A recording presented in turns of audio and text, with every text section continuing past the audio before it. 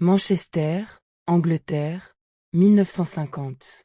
Dans un bureau étroit du département de mathématiques, un homme tape à la machine un article qui paraîtra dans la revue Mind sous un titre simple, presque administratif. Computing Machinery and Intelligence. Machinerie de calcul et intelligence. L'auteur a 38 ans. Il s'appelle Alan Turing. 15 ans plus tôt, à Cambridge, Turing avait défini ce qui resterait dans l'histoire des sciences sous le nom de machine de Turing, un modèle abstrait du calcul, qui sert encore aujourd'hui de référence en informatique théorique. Pendant la Seconde Guerre mondiale, il avait dirigé une équipe à Bletchley Park, en Angleterre, et joué un rôle central dans le décryptage des communications allemandes encodées par la machine Enigma. Le travail avait été tenu secret pendant des décennies. Turing, à la fin de la guerre, était revenu à la recherche académique avec une question qui lui tenait à cœur depuis longtemps. Une machine peut-elle penser? L'article de 1950 est sa réponse. Pas une réponse simple. Une réponse en forme de pari. Turing y propose ce qu'il appelle le jeu de l'imitation. Imagine, dit-il, un examinateur dans une pièce, qui communique par écrit avec deux interlocuteurs cachés. L'un est un humain. L'autre est une machine. L'examinateur peut leur poser n'importe quelle question. Si, après une conversation suffisamment longue, l'examinateur ne parvient pas à dire de manière fiable lequel des deux est la machine, alors, soutient Turing, la question, la machine pense-t-elle, perd son intérêt. Elle a passé le seuil au-delà duquel le mot penser s'applique légitimement. Ce test, qui sera connu sous le nom de test de Turing, est plus qu'un dispositif technique. C'est une thèse philosophique. Turing affirme que penser, en dernière analyse, c'est se comporter d'une certaine manière. Si une machine se comporte exactement comme un être pensant, alors elle est un être pensant. Il n'y a pas de propriété supplémentaire, mystérieuse, qui distinguerait les vrais penseurs des imitateurs parfaits. L'article fait sensation. Il devient l'un des textes fondateurs de l'intelligence artificielle. Alors que le terme intelligence artificielle n'a même pas encore été inventé, il sera proposé par John McCarthy 6 ans plus tard, lors de la conférence de Dartmouth en 1956. Turing ne verra pas l'essor de cette discipline qu'il a tant contribué à fonder. En 1952, il est arrêté pour homosexualité, alors illégale en Grande-Bretagne. On lui propose le choix entre la prison et un traitement hormonal aux estrogènes. Il accepte le traitement. 2 ans plus tard, en 1954, on le retrouve mort à son domicile, à côté d'une pomme à demi mangée, contenant probablement du cyanure. Le verdict officiel est suicide. Il avait 41 ans. Mais sa thèse, elle, va vivre. Et elle va trouver, dès la décennie suivante, ses premiers contradicteurs sérieux. Pour comprendre ce qui se joue dans la thèse de Turing, il faut remonter plus loin que 1950. L'idée que penser pourrait être une forme de calcul est en réalité beaucoup plus ancienne. Au XVIIe siècle, Thomas Hobbes, philosophe anglais, écrit dans son livre Léviathan, paru en 1651, une formule étonnante. Penser, dit-il, ce n'est rien d'autre que computer. Additionner et soustraire des concepts. Pour Hobbes, le raisonnement humain est mécanique dans son principe, pas dans une métaphore vague, mais au sens où il peut être décomposé en opérations élémentaires d'addition et de soustraction sur des représentations. 5 décennies plus tard, le philosophe et mathématicien allemand Gottfried Leibniz pousse l'idée plus loin. Il rêve d'un calculus ratiocinator, un calcul du raisonnement. Selon lui, on devrait pouvoir, un jour, encoder toutes les pensées humaines dans un langage formel, où les opérations logiques deviennent aussi mécaniques que les opérations arithmétiques. Quand deux philosophes seront en désaccord, écrit Leibniz, ils diront « calculons », et ils résoudront leurs différends par calcul, comme deux comptables. Au XIXe siècle, l'idée prend corps. Charles Babbage, ingénieur anglais, conçoit la machine analytique, une calculatrice mécanique programmable qui anticipe étonnamment l'ordinateur moderne. Il ne parvient pas à la construire entièrement, faute de moyens. Mais sa collaboratrice, Ada Lovelace, écrit en 1843 ce qui est considéré comme le premier algorithme informatique de l'histoire. Lovelace réfléchit à ce que la machine pourrait faire, et écrit que, Bien qu'elle puisse manipuler des symboles abstraits, elle ne pourra rien créer de nouveau. Elle ne fera que ce qu'on lui aura ordonné de faire. Cette objection, que Lovelace formulait il y a presque 2 siècles, est précisément celle que Turing entreprendra de réfuter dans son article de 1950. Pour Turing, le fait que la machine ne fasse que suivre des règles n'implique pas qu'elle ne pense pas. Le cerveau humain, après tout, suit aussi les lois de la physique. Il calcule, à sa manière, en suivant les règles physico-chimiques de ses neurones. La différence entre cerveau et ordinateur, soutient Turing, est de degré, pas de nature. Cette thèse aura, au fil du XXe siècle, un nom technique. Le computationalisme. L'idée que l'esprit est une machine de Turing, ou au moins équivalent à une machine de Turing, et que la conscience est une propriété émergente de certains calculs suffisamment complexes. Le computationalisme va dominer la philosophie de l'esprit américaine pendant 3 décennies. Et puis, en 1980, dans un article qui va faire date, un philosophe va lui porter un coup sérieux. John Searle est philosophe américain, professeur à l'université de Berkeley, en Californie. En 1980, il publie dans la revue Behavioral Brain Science un article intitulé Man's Brain and Program. Esprit, cerveau et programme. Au cœur de l'article, une expérience de pensée qui restera gravée dans l'histoire de la philosophie de l'esprit. Imagine, dit Searle, que tu sois enfermé dans une chambre fermée. À ta disposition, tu as un énorme manuel d'instructions, écrit dans ta langue maternelle.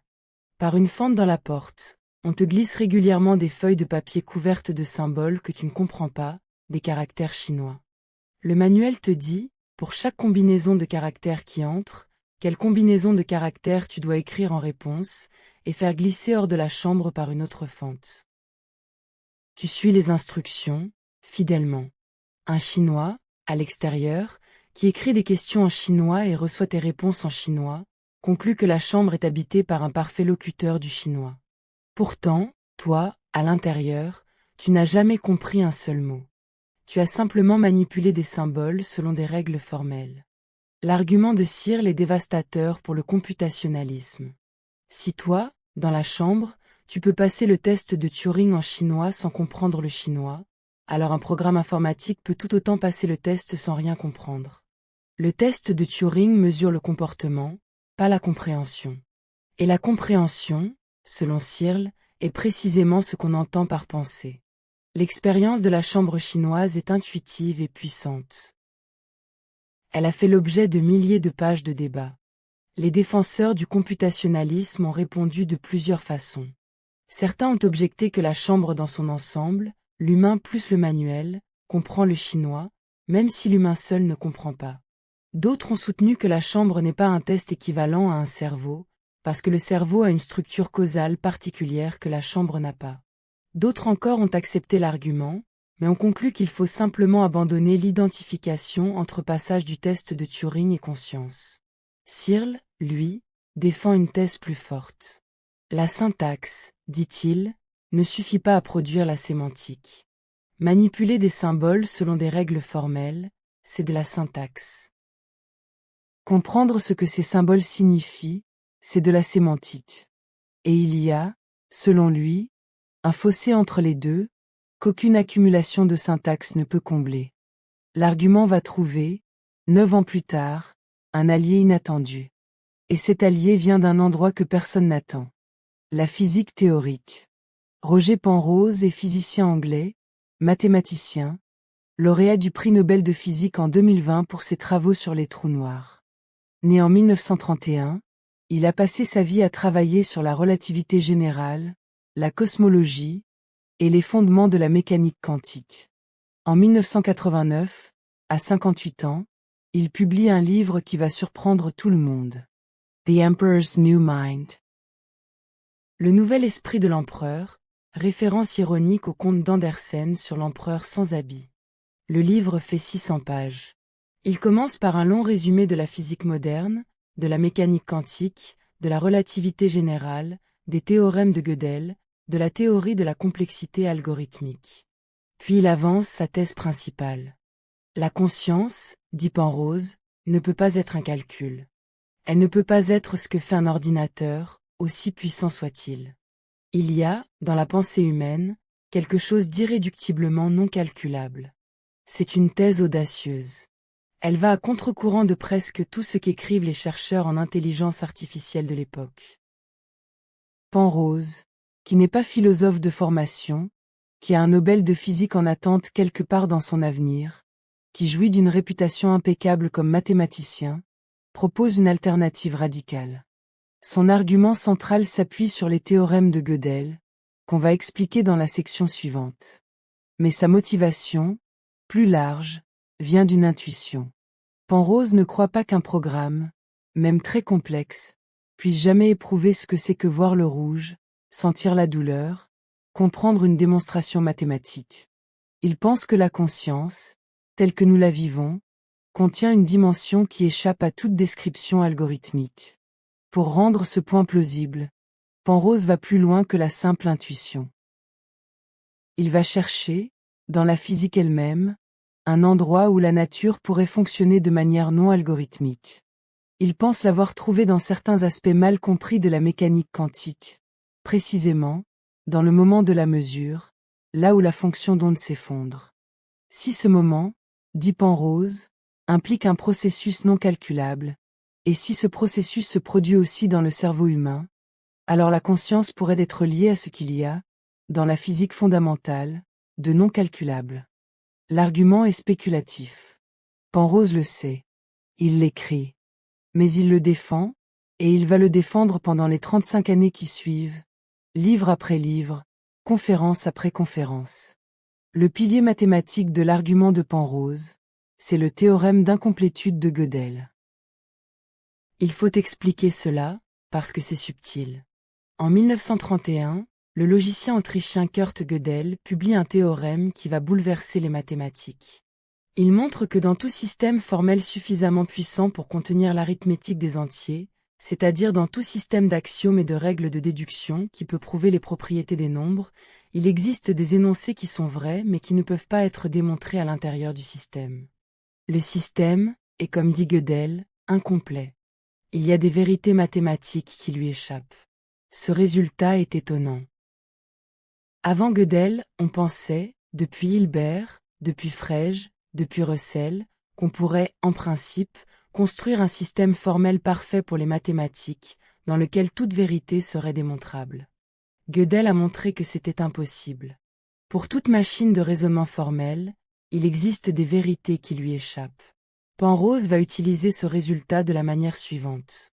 Quand un mathématicien humain comprend qu'un certain énoncé de Gödel est vrai, il fait quelque chose qu'aucun système formel ne peut faire, il dépasse les limites du système. Il voit, avec son intuition humaine, que l'énoncé est vrai, alors même que le système ne peut pas le prouver. Donc, conclut Penrose, l'esprit humain n'est pas un système formel. Il fait quelque chose que les systèmes formels ne peuvent pas faire. Et donc, par extension, l'esprit humain n'est pas un ordinateur, qui n'est qu'un système formel implémenté en silicium. Cet argument, qui s'appelle l'argument antimécaniste de Gödel, n'est pas inventé par Penrose.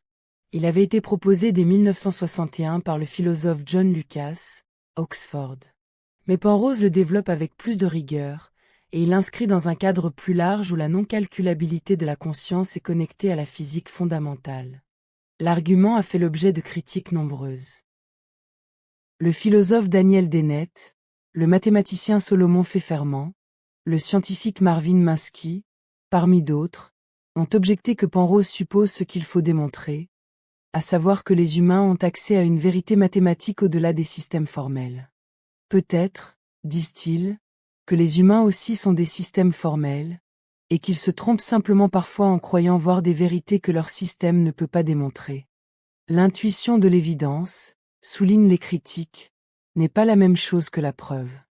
Le débat n'a pas été tranché. Il continue.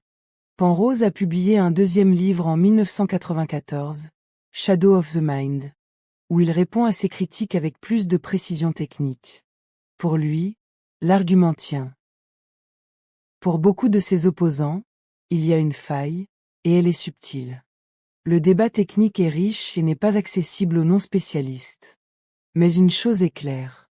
Penrose a réintroduit, dans la philosophie analytique, la possibilité que la conscience soit autre chose qu'un calcul. Et il l'a fait avec un poids scientifique tel qu'on ne peut plus l'écarter d'un revers de la main.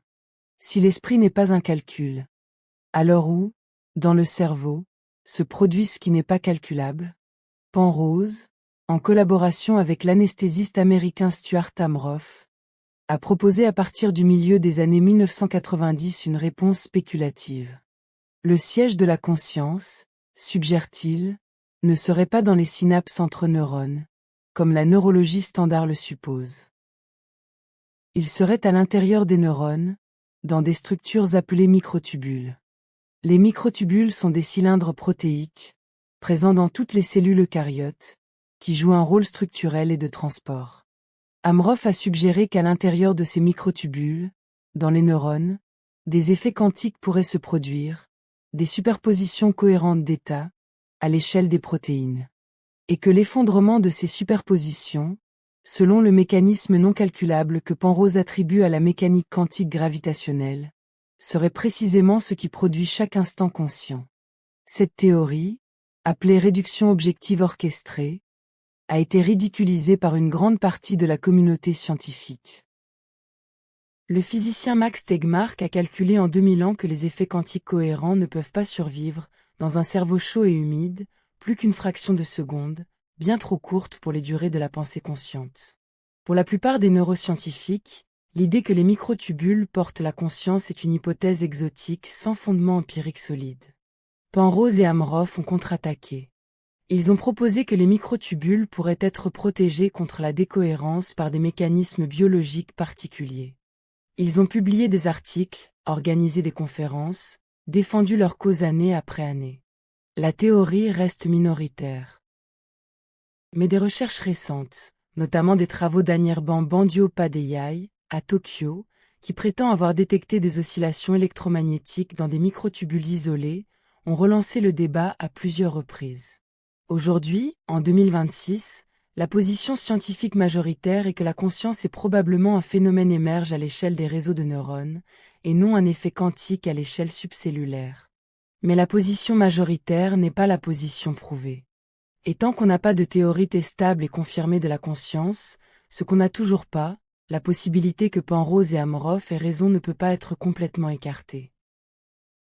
Pendant que Penrose et Amroff défendaient leur théorie quantique de la conscience, un autre philosophe, à l'autre bout du spectre, formulait ce qui allait devenir le défi central de la philosophie de l'esprit contemporaine. David Chalmers, philosophe australien, dans une conférence donnée en 1994 à Tucson, en Arizona, puis dans un article paru en 1995, propose une distinction. Il y a, dit-il, deux types de problèmes dans l'étude de la conscience. Les problèmes faciles. Ce sont les problèmes, ce qui ne veut pas dire qu'ils sont simples, mais qu'ils sont de nature scientifique standard, d'expliquer comment le cerveau intègre l'information sensorielle, comment il prend des décisions, comment il distingue le sommeil de la veille, comment il produit le comportement. Ces problèmes peuvent être attaqués par les méthodes habituelles des neurosciences. Ils sont, en principe, solubles. Et puis il y a le problème difficile. Low hard problem. Pourquoi y a-t-il quelque chose comme l'expérience subjective? Pourquoi le traitement de l'information dans le cerveau s'accompagne-t-il, ou est-il, d'une expérience vécue de l'intérieur? Pourquoi voir le rouge a-t-il une qualité particulière, qu'on ne peut décrire à un aveugle de naissance, et qui semble échapper à toute description physique? Chalmers soutient que les problèmes faciles, même résolus, n'expliqueront pas le problème difficile. On peut imaginer, dit-il, un monde où des êtres physiquement identiques à nous se comportent exactement comme nous, traitent l'information exactement comme nous, mais sans qu'aucune expérience subjective ne se produise à l'intérieur d'eux.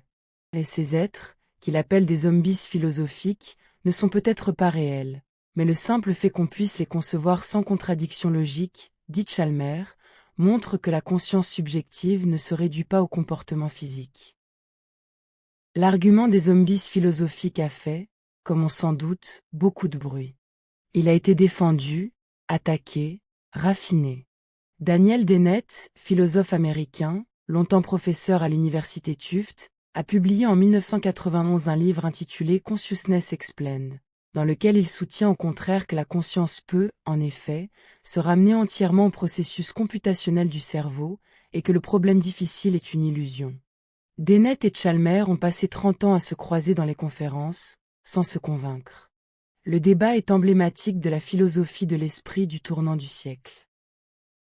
Deux camps, les computationnalistes optimistes, qui pensent qu'on finira par expliquer la conscience comme un phénomène biologique standard, et les non-réductionnistes, qui pensent qu'il y a, dans la conscience, quelque chose qui échappera toujours à la science physique standard.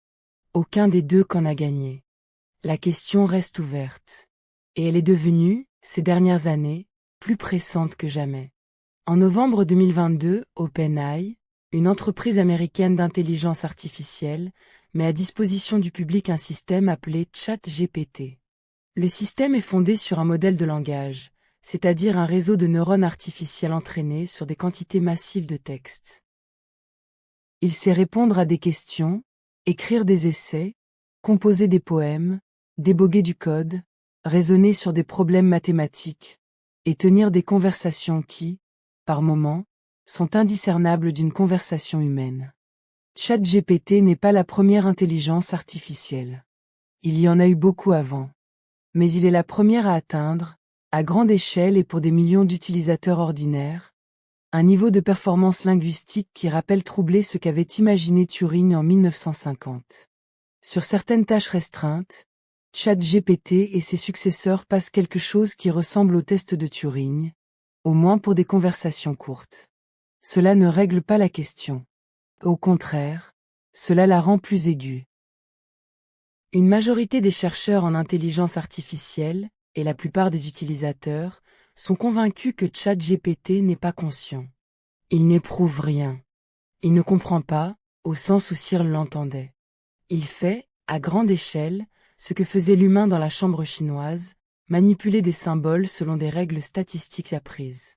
Mais une minorité, qui s'élargit, commence à prendre au sérieux la question de savoir si certaines formes futures d'intelligence artificielle pourraient développer une forme de conscience. Pas demain, peut-être. Mais peut-être pas dans des siècles non plus. Le débat Turing-Searle-Penrose-Chalmers, qui semblait abstrait il y a 20 ans, est devenu la question politique et philosophique majeure de l'intelligence artificielle. Si une intelligence artificielle suffisamment avancée est consciente, lui devons-nous des droits? Si elle ne l'est pas, comment le savoir? Comment distinguer une simulation parfaite de conscience d'une conscience réelle? Le test de Turing, conçu pour répondre à cette question, semble aujourd'hui insuffisant. Mais nous n'avons rien de mieux. Voilà où nous en sommes, en 2026. Aucun des deux qu'en a gagné. Et l'enjeu, de plus en plus, n'est plus seulement académique. Si l'on prend du recul, après ce parcours, qu'est-ce qu'on retient? Une chose, peut-être. La conscience, jusqu'à présent, garde son secret. Nous savons en faire des descriptions de plus en plus précises, du côté du comportement et des corrélats neuronaux. Nous savons, à grands traits, ce qui se passe dans un cerveau quand quelqu'un voit le rouge, ressent la douleur, prend une décision. Mais nous ne savons toujours pas pourquoi cette activité s'accompagne, ou est, une expérience vécue de l'intérieur. Nous ne savons pas, non plus, si cette expérience peut être reproduite par des processus computationnels. Turing parierait, s'il était encore là, que la réponse est oui. Penrose parierait que c'est non. Searle dirait que la question elle-même est mal posée, parce que la sémantique ne se ramène pas à la syntaxe. Chalmers dirait qu'elle est bien posée, mais qu'elle est, peut-être, indéfiniment difficile.